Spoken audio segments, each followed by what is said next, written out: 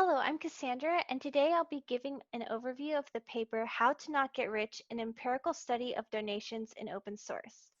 Sustaining open source is very important because open source makes up the digital infrastructure of our society. A problem in open source code can affect millions of users. But sustaining it is a very big challenge because most of us take open source for granted and don't think about the resources necessary to create it, such as paying developers.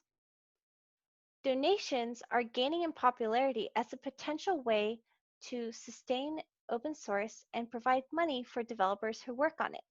However, till recently, only anecdotes were out there talking about the prevalence and impact of donations on open source. This is a recent tweet by an open source developer explaining how he was able to make more money using the recent GitHub sponsors donation feature. This post is by another developer emphasizing how donations is the wrong approach for long-term open source sustainability. So there's many different anecdotes talking about both sides of the same coin. And we wanted to create a large-scale study to investigate the relationship between donations and open source. We were able to do this because GitHub README files contain signals of donation requests. This is Babel's GitHub README file, and it links its Open Collective and Patreon donation platforms.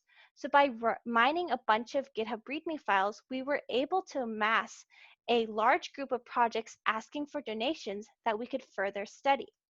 In our study, we looked at a lot of different aspects of donations in open source, including a large-scale census of donation requests using mining from GitHub READMEs. We also looked at the motivations of developers asking for donations by using a qualitative card sorting technique.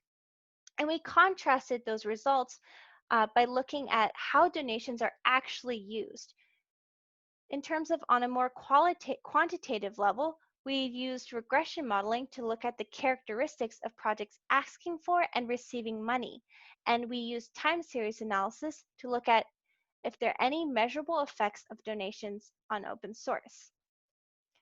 As I mentioned before, this is only an overview of the research. The paper contains a lot more details, and I highly recommend you reading it for more information if you're interested. So for the census, we found that 0.04% of GitHub repos ask for donations, which is a very small fraction. PayPal is by far the most popular platform, followed by Patreon. We were especially interested in Patreon Open Collective because they are more transparent in terms of how much money developers are receiving.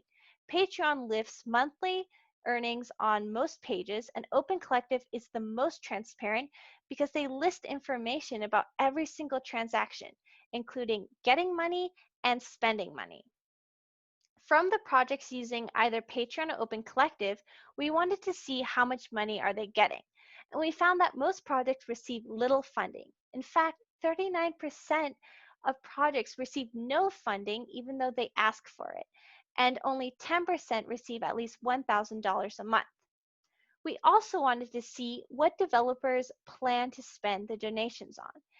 And using card sorting, we identified 4 major categories, the most popular being engineering. So this is spending money on code development.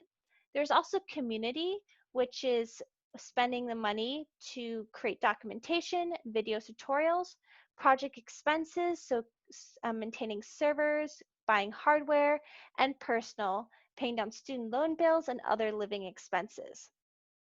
We decided to delve a little bit more into the engineering category because it's so broad by doing a time series analysis to see how various project metrics are impacted by donations. The figure on the left shows commits per month for the months before receiving the first donation and the months after. And the months before receiving the first donation, there's a slight increase in the number of commits, but that increase is not sustained after receiving the first donation.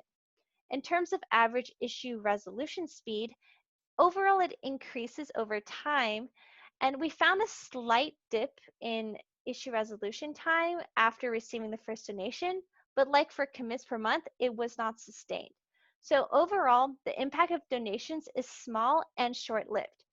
We decided to study a subset of projects in order to investigate why is that the case? Why are there no measurable effects? And we found that the use of donations varies widely across projects. One aspect of this is savers versus spenders. We found that 64% of projects are considered to be savers, while 11% are spenders. And projects making more money are more likely to be spenders, and projects making less money are more likely to be savers because they're probably accumulating money for larger expenses down the road. Another aspect of difference between use of donations was the type of expenses. Donations were primarily used for engineering purposes, but for the projects with more money, they were able to use a higher fraction of their money on engineering, while projects making less money spend a higher proportion of their money for services because they have less money to devote to paying developers. Based on our results, we came up with a few takeaways on how to effectively raise donations. First of all, reputation matters. We found that projects receiving donations tend to be more active and more popular. Also, there needs to be an awareness of need. When we did card sorting, we found that 41% of projects were not explicit on how they would use donations. Lastly, there needs to be efficiency of using funds. Only Open Collective is transparent on how donations are actually used. Of course, we have to consider that there's a dark side to money in open source. Paid developers can crowd out volunteers. It can also result in entitled users and preferential treatment for sponsors. And lastly, paying developers a little can be worse than not paying them at all because it shifts the motivation from that of being an intrinsically motivated volunteer to being an underpaid developer. In general, we need a better understanding of both the positive and negative effects of donations in open source, especially as it's becoming more widespread in the community. I encourage you to reference the paper for more details on our work and feel free to reach out to any of us if you have questions or comments. Thank you very much for listening.